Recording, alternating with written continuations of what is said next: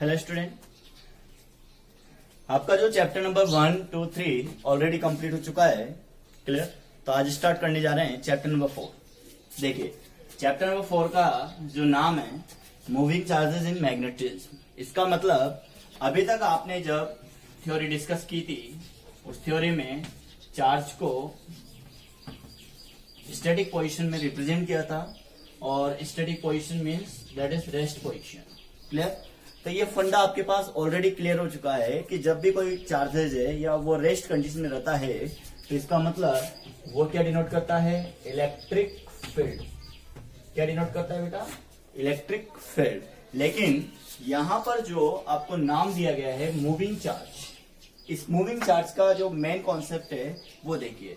जैसा मान लो चार्ज की जो वैल्यू है वो है बेटा motion, that is moving with some speed या एक्सेलरेशन पोजीशन। ठीक है। तो इस केस में ये यहां पे मैग्नेटिक फील्ड को रिप्रेजेंट करेगा। किसको रिप्रेजेंट करेगा? मैग्नेटिक फील्ड को। क्लियर। तो इसका मतलब चैप्टर नंबर 1, 2, 3 में जो स्टैटिक पोजीशन ऑफ चार्ज को रिप्रेजेंट किया गया था वो कंडीशन यहाँ पे नहीं है। अब जो कंडीशन स्टार्ट होने जा रही है उसमें चार्ज को आपको क्या करना पड़ेगा? मोशन में रखना पड़ेगा। तो देखिए, फर्स्ट ऑफ ऑल आप ऑलरेडी रीड आउट कर चुके हैं चैप्टर नंबर 3 में कि when a charge moving with drift velocity या with common velocity then it should be related to the current. किससे रिलेटेड होगा? करंट से रिलेटेड होगा। और प्रीवियस जो 10th क्लास थी आपकी, ओल्ड क्लास, उसमें आप ये ऑलरेडी पढ़ चुके हैं कि अगर किसी पर्टिकुलर वायर में कैपिटल आई करंट फ्लो होता है तो यहाँ पर इसके अराउंड जो एरिया जनरेट होगा उस एरिया में मैग्नेटिक फील्ड प्रेजेंट होगा। क्या प्रेजेंट होगा? Magnetic field. इसका मतलब इलेक्ट्रिक और मैग्नेटिक दोनों ऐसे पोर्शन हैं जो कहीं ना कहीं आपस में कनेक्ट रहते हैं। ठीक है। तो यहाँ पर जो स्टार्टअप मिलेगा वो स्टार्टअप करेंगे आप electricity contact with magnetism. Clear. तो that is combined theory is called as electromagnetism. जब भी आपको इलेक्ट्रिसिटी और मैग्नेटिक को साथ मिलकर पढ़ाया जाएगा that is called as electromagnetism. Clear. तो यहां पर आपका नेक्स्ट वर्ड आता है बेटा magnetism, that is related to the magnetic field. किससे रिलेटेड है? मैग्नेटिक फील्ड से रिलेटेड है। तो यहां पर आप आज से स्टार्ट करेंगे मैग्नेटिक थ्योरी। मैग्नेटिक थ्योरी क्या होती है? वो यहां पर चार्जेस के मोशन से रिलेटेड करके आपको डिस्क्राइब करवाया जाएगा। तो देखिए, आज का जो लेक्चर है वो स्टार्टअप लेक्चर है और that is very very important lecture. तो स्टार्ट करते हैं बेटा मूविंग चार्जेस कंडीशन। तो सबसे पहले फर्स्ट ऑफ ऑल फर्स्ट जो वर्ड आया है वो है electromagnetism. What is the electromagnetism? देखिए, जो आपको स्टार्ट करना है वो टॉपिक आपका रहेगा इलेक्ट्रोमैग्नेटिज्म। क्लियर। फर्स्ट टॉपिक आपको यही डालना है। तो what is the electromagnetism? A theory related to the physics या a branch which is related to the physics that is combined study of the electric theory with magnetic theory, that is called as electromagnetism. यहां पर दो field को एक साथ क्या करना पड़ेगा? इलेक्ट्रिक जो फील्ड है उसको कोरिलेट करना पड़ेगा। किसके साथ? मैग्नेटिक फील्ड के साथ। क्लियर। इलेक्ट्रिक फील्ड को मैग्नेटिक फील्ड के साथ कनेक्ट करना पड़ेगा। तो that is combined theory is called as electromagnetism. Clear. अब इलेक्ट्रोमैग्नेटिज्म की यहाँ पे बात हो रही है तो यहाँ पर बहुत सारे साइंटिस्ट आएंगे। देखो, first of all scientist Tesla, जिसने सबसे पहले पता लगाया कि किसी पर्टिकुलर करंट कैरिंग वायर के अराउंड एक ऐसा फील्ड जनरेट होता है। मैक्सवेल, इनका सबका योगदान है। गाउस थ्योरी आप ऑलरेडी पढ़ चुके हैं, तो गाउस का यहां भी रिसर्च है। फेराडे भी यहां पे इंपॉर्टेंट है। क्लियर। तो ये टॉप मोस्ट साइंटिस्ट के नाम है जिनका मैग्नेटिज्म थ्योरी में बहुत ज्यादा योगदान रहा है। क्लियर। नेक्स्ट वर्ड लेते हैं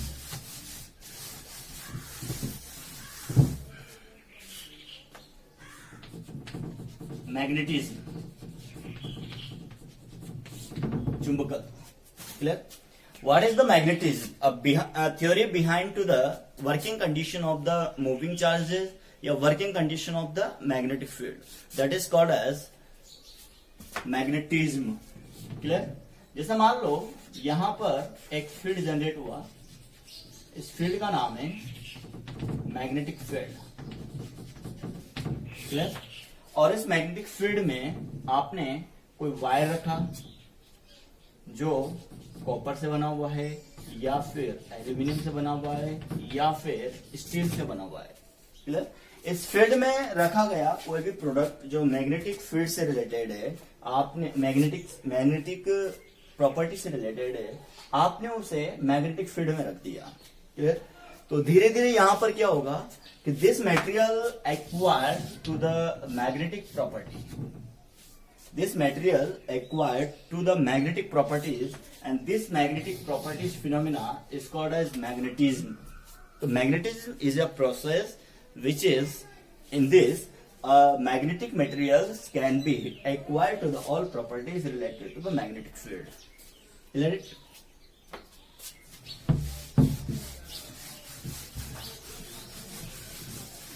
तो ये थ्योरी एक सिंपल डेफिनेशन से रिलेटेड है। यहां पर बात करते हैं नेक्स्ट टॉपिक, मैग्नेटिक फील्ड क्या होता है। देखिए,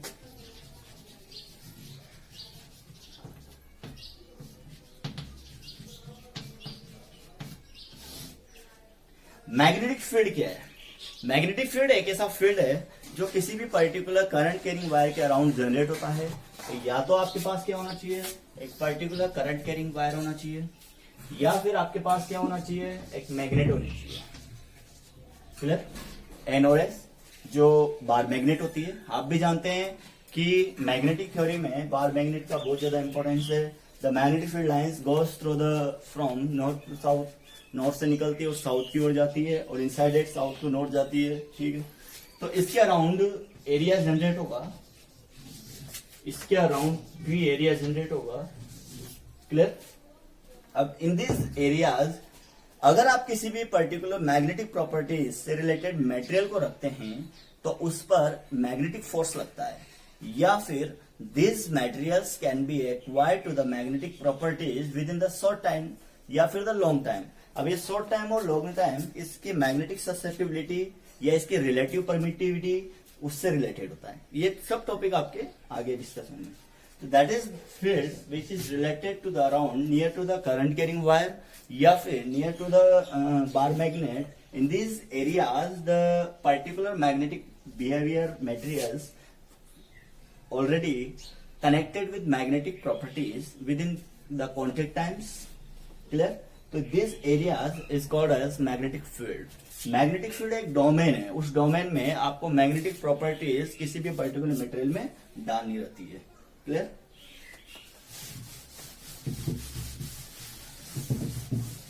चलो, ये तो था आपका शॉर्टेस्ट टाइम इंट्रोडक्शंस, जिसके अंदर आपने मैग्नेटिज्म क्या होता है, मैग्नेटिक प्रॉपर्टीज किससे रिलेटेड होती है, मैग्नेटिक फील्ड किससे रिलेटेड होता है, और simple introduction about the electromagnetism. Clear? लेकिन अब अपन चैप्टर की मेन थीम पर चलते हैं, जहां पे एक साइंटिस्ट आया ऑरस्टेड। क्लियर? और इस साइंटिस्ट ने बेटा एक एक्सपेरिमेंट किया, उस एक्सपेरिमेंट में आपको करंट्स का effect, magnetic effect of currents represent किया जाएगा। तो ठीक है, इस पर्टिकुलर पोर्शन के लिए आपको डायग्राम ड्रॉ करना है, और डायग्राम एक प्रैक्टिकल रिलेटेड डायग्राम है। उसने एक सेटअप किया और उसके near by a bar magnet arrange किया। क्लियर? देखिए बेटा, आपका जो नेक्स्ट एक्सपेरिमेंट है उस पर साफ लिखा हुआ है Oersted experiment related to the magnetic effect of current. Clear? तो यहां पर इस थ्योरी में ऑरस्टेड एक्सपेरिमेंट फिनोमिना को समझाने के लिए आपको number of 3 diagrams within 1 रो, एक ही लाइन में आपको नंबर ऑफ 3 डायग्राम बनाने। 2 डायग्राम मैंने आपको बोर्ड पे दिए हैं और एक डायग्राम में आपको समझाऊंगा कि कैसे बनाना है। ठीक है ना? तो ये आपका सेकंड डायग्राम है और ये आपका थर्ड डायग्राम है। क्लियर? यहां पर के कुंजी लगी हुई है। ठीक, लेकिन इससे पहले आपको एक डायग्राम बनाना है जिसमें के को क्या कर देना है, ऑफ कर देना है, और मैग्नेटिक जो नीडल है वो स्ट्रेट फॉरवर्ड रखनी है। क्लियर। तो ये सेकंड और थर्ड डायग्राम है ताकि अच्छे से आपको एक्सप्लेन किया जा सके। देखिए इसने क्या रिप्रेजेंट किया, सबसे पहले एक सेटअप अरेंज किया। उस सेटअप में क्या रिप्रेजेंट किया कि अगर मैं इसके स्विच को क्या रखता हूं, ओपन रखता हूं, क्लियर। अगर मैं के स्विच को ओपन रखता हूं तो एसी वायर में कोई करंट फ्लो नहीं होगी। अगर एसी वायर में कोई करंट फ्लो नहीं हो रहा तो ये मैग्नेट कैसे रहेगा, स्ट्रेट रहेगा, एकदम सीधा रहेगा। कहने का मतलब जब उस पर्टिकुलर एसी वायर में कोई करंट फ्लो नहीं हो रहा तो उसके अराउंड कोई फील्ड जनरेट नहीं हो रहा। तो ओरस्टेड को ये पहले पता नहीं था कि यहाँ पर फील्ड जनरेट होता है, क्या होता है, क्लियर। ओरस्टेड ने एक सिंपल एक्सपेरिमेंट थ्योरी ली कि मैं इसमें करंट प्रोवाइड करूंगा तब इसमें कुछ देखने को मिलेगा। तो जैसे उसने के स्विच को क्या किया, ऑन किया, ये के को क्या कर दिया, ऑन कर दिया।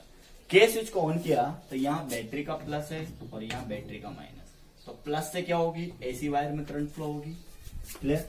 और जैसे इसको ऑन किया तो यहाँ बैटरी का प्लस है, माइनस है। तो ये सेकंड प्रोग्राम है, अपने को फर्स्ट प्रोग्राम में देखना है। तो ए से लेकर सी की ओर करंट जाती है। तो उसने ये देखा कि जो मैग्नेटिक निडल या कंपास स्विच जिसे बोलते हैं उसका नॉर्थ तार की ओर क्या हुआ, डिफ्लेक्ट हुआ, वायर की ओर डिफ्लेक्ट हो रहा है। फिर सेकेंड एक्सपेरिमेंट या सेकेंड डायग्राम के बाद उसने थर्ड डायग्राम को चूज किया। तो थर्ड डायग्राम में उसने पोर्टेबिलिटी ऑफ बैटरी को चेंज कर दिया, यहाँ पे पोर्ट चेंज कर दिया, क्लियर। तो ये पॉजिटिव नेगेटिव हो गया। तो करंट सी से ए की ओर फ्लो हो रही है। जब करंट सी से ए की ओर फ्लो होता है तो जो डिफ्लेक्शन पहले वायर की ओर हो रहा था अब वो डिफ्लेक्शन कहाँ हो गया, वायर से फार अवे हो गया, मतलब दूर हो गया। इसका मतलब ओरस्टेड के दिमाग में एक थ्योरी है कि ऐसा क्यों हुआ।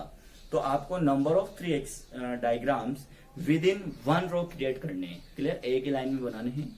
तो यहाँ पर फर्स्ट ऑफ ऑल ये चीज देखने को मिली कि किसी पर्टिकुलर वायर में अगर मान लो आप करंट फ्लो कर रहे हैं तो मैग्नेटिक नीडल में क्या हो रहा है, डिफ्लेक्शन रिप्रेजेंट हो रहा है। और जब आप फर्स्ट डायग्राम में देखेंगे, अकॉर्डिंग टू फर्स्ट डायग्राम, जब वहां पे करंट फ्लो नहीं हो रहा तो deflection generate in the magnetic needle is also 0, मतलब कोई डिफ्लेक्शन जनरेट नहीं हुआ। तो यहाँ पर क्या चीज देखने को मिली कि इस पर्टिकुलर सेक्शन में around two this current carrying wire, AC wire, इस एसी वायर के अराउंड एक ऐसा फील्ड जनरेट हुआ जिसमें आप जब मैग्नेटिक नीडल को ला रहे हो तो उसमें क्या मिल रहा है, आपको डिफ्लेक्शन मिल रहा है। क्या मिल रहा है बेटा, डिफ्लेक्शन मिल रहा है, क्लियर। तो ये प्रोग्राम यहाँ पे फिनिश होता है। Oersted experiment is very very important, clear it. अब लेते हैं next, force on moving charge. Next part है आपका।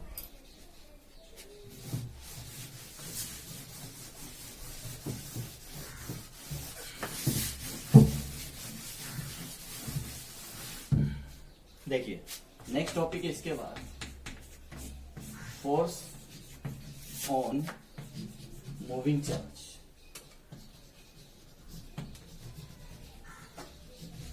क्लियर। तो किसी भी particular small q coulomb charge को आपको किसी पर्टिकुलर मैग्नेटिक फील्ड में क्या करना है, रन करवाना है, मतलब that is moving with some speeds, clear. तो सपोज मैग्नेटिक फील्ड इस डायरेक्शन का है, क्लियर, और मैग्नेटिक फील्ड के रेफरेंस में जो चार्ज है वो चार्ज इस स्पीड से है और इतने एंगल पे चल रहा है, that is B vector, clear. Simple theory है। That is phenomena is represented QBP. यहां पर आपने इसको क्यू से रिप्रेजेंट किया। तो स्मॉल क्यू क्या डिनोट कर रहा है, that is represent to the small q coulomb charge, मतलब चार्ज की जो वैल्यू स्मॉल क्यू है। बी वेक्टर क्या रिप्रेजेंट कर रहा है, that's how the uniform section of magnetic field. यहां पर मैग्नेटिक फील्ड जो प्रोवाइड किया गया है वो भी यूनिफॉर्म रिप्रेजेंट है।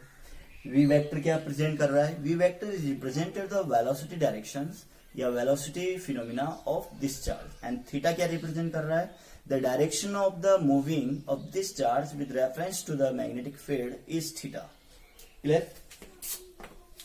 अब क्यू वी, तो यहां पर जो फोर्स वैल्यू आती है वो फोर्स वैल्यू आती है is directly proportional to the q. First of all जो मैग्नेटिक फोर्स काउंट करने जा रहे हैं आप चार्ज पर, that is force is directly proportional to the q. Second है कि force is directly proportional to the B. Second case क्या है, the magnetic force is represent to directly proportional to the magnetic field value. And last, F is directly proportional to V sin theta. ये very important है। The magnetic force on this charge is directly proportional to the sin of velocity. Component यहाँ पे V sin theta दे रहे हैं। बहुत से student ये सोच रहे हैं सर यहाँ पे V cos theta क्यों नहीं लिया। अगर मैं V cos theta लूंगा तो ये V cos theta इस डायरेक्शन में आ जाएगा, क्लियर। और यहाँ पर इस पर्टिकुलर साइनोसॉइडल फंक्शन से अपन देखेंगे तो थीटा की वैल्यू क्या हो जाएगी, उस केस में 0 हो जाएगी। तो साइन 0 क्या होगा, 0। तो अपने को थीटा को 0 नहीं करना है। इसका मतलब इसको इसको और इसको तीनों को मिक्स कीजिए, F directly proportional q we B sine theta, clear. इसको कॉन्स्टेंटली 1 में कन्वर्ट कर दो तो q we B sine theta, clear. एक फॉर्मेट तो ये आ गया और इसी को इसमें कन्वर्ट कर दो तो q we cross B, clear. अगर मैं राइट हैंड से क्यू क्रॉस बी को फाइंड आउट करता हूं तो क्यू मतलब वी क्रॉस बी को फाइंड आउट करते हैं तो v vector cross with theta angle of B vector, clear. तो जो थंब रिप्रेजेंट करेगा वो डायरेक्शन ऑफ फोर्स रिप्रेजेंट करेगा। तो यहाँ पर डायरेक्शन ऑफ फोर्स होगी वो एफ वेक्टर होगी और इस पर्टिकुलर जिस प्लेन में आपने इसको रिप्रेजेंट किया हुआ है वो उसके नीटा केप में होगा, मतलब नीटा केप, क्लियर। तो ये एफ वेक्टर हो गया, that is direction have perpendicular to the plane where magnetic field and charges present in it, clear. तो एफ वेक्टर की जो वैल्यू होगी वो होगी बेटा F is equal to q we cross B. अब आपके पास एक सुपर डुपर क्वेश्चन है कि sir there are the number of 3 case are available. First case या तो वी बी के पैरेलल हो जाए, सेकंड केस या वी बी के साथ क्या हो जाए 90 डिग्री पे हो जाए, थर्ड केस कि सर पैरेलल और परपेंडिकुलर हटाकर ये किसी एंगल पे हो, क्लियर। तो यहां पर केस 1, केस 2 एंड केस 3 लेंगे। आज के लेक्चर में अपन केस 1 और केस 2 को डिस्कस करेंगे और कल के लेक्चर में अपन नेक्स्ट लेक्चर में केस 3 को डिस्कस करेंगे, ठीक। आज थोड़ा कॉन्सेप्ट अपन कम ले रहे हैं क्योंकि चैप्टर स्टार्ट हुआ है तो थोड़ा स्लोली करेंगे। तो ये तो एक सिंपल थ्योरी है कि moving charges Q is represented by the velocity V vector, clear.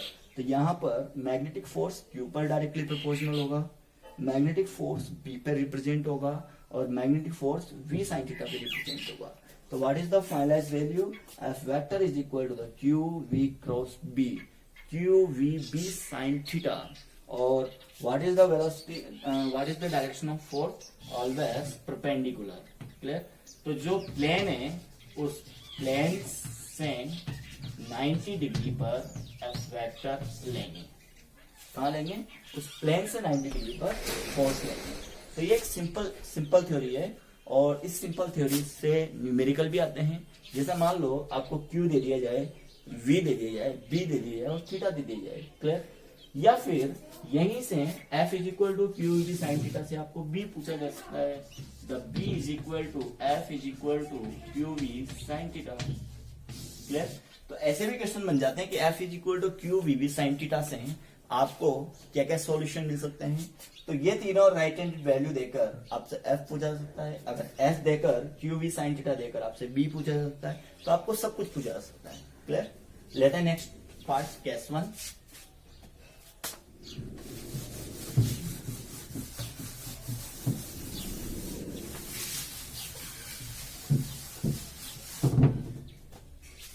Case 1,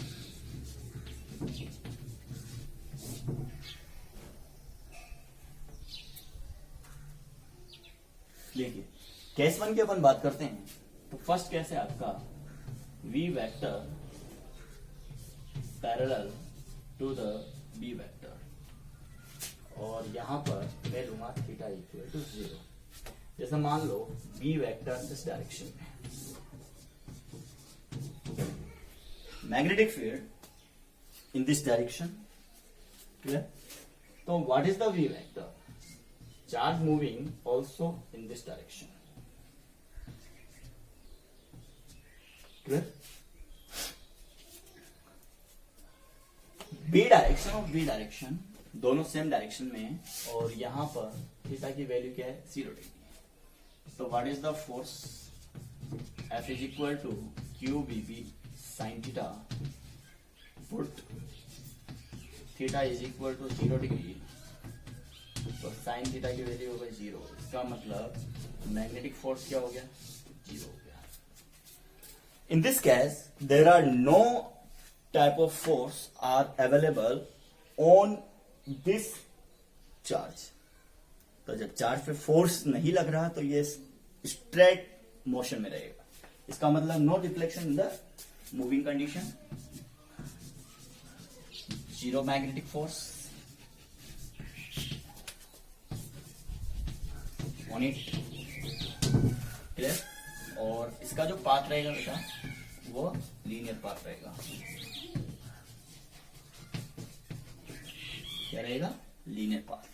तो केस 1 एक सिंपल केस है कि जब कोई चार्ज इस मैग्नेटिक फील्ड के साथ उसी पर्टिकुलर डायरेक्शन में चले तो आप उसको थीटा बराबर 0 से रिप्रेजेंट करेंगे, और थीटा बराबर 0 से रिप्रेजेंट करेंगे तो F is equal to q B sine theta, put theta is equal to 0 degree, that is the sine theta is equal to 0, now force is equal to 0। Clear है? Path होगा आपका linear path होगा। Second case,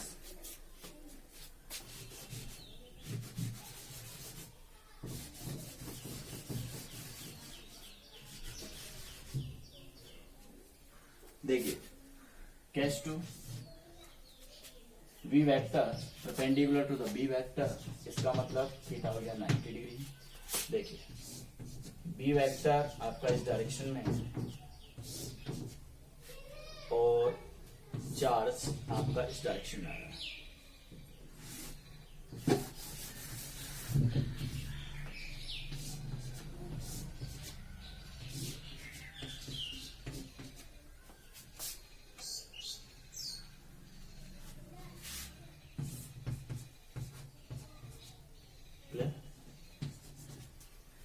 इसका मतलब आपको पता है कि the magnetic field in this direction and v vector from above.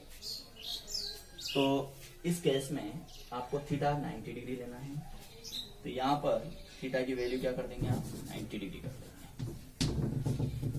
Sine theta की वैल्यू इस 90 डिग्री केस में साइन थीटा की वैल्यू हो जाएगी 1। Clear?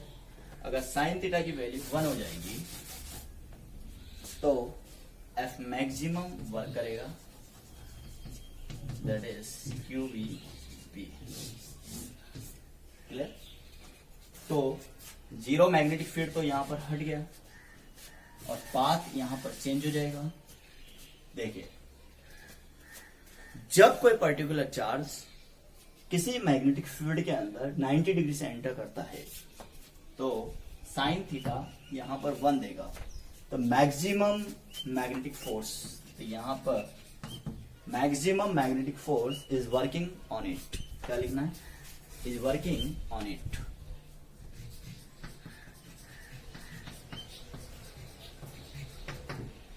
Clear? Maximum magnetic force is work on it. तो यहां पर पाथ कौन सा होगा? सर्कुलर मोशन, सर्कुलर पाथ होगा बेटा। ये इसमें थोड़ा सा चेंजेस है। तो जब कोई चार्ज 90 डिग्री पर एंटर करता है तो आपको हमेशा याद रखना है that is path should be circular motion. Clear? वो पर्टिकुलर चार्ज इस मैग्नेटिक फील्ड में सर्कुलरली मूव करेगा। अब जब यहां पर सर्किल ड्रॉ हो चुका है तो अपने को फिर रेडियस फाइंड आउट करनी है। क्लियर? तो next question,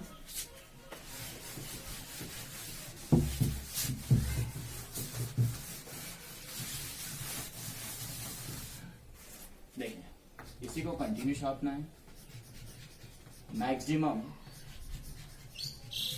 magnetic force F is equal to QB, और यहां पर जो सर्कुलर मोशन के लिए सेंट्रीपिटल फोर्स लग रहा है उसकी वैल्यू हो जाएगी mv² बाय r। क्लियर?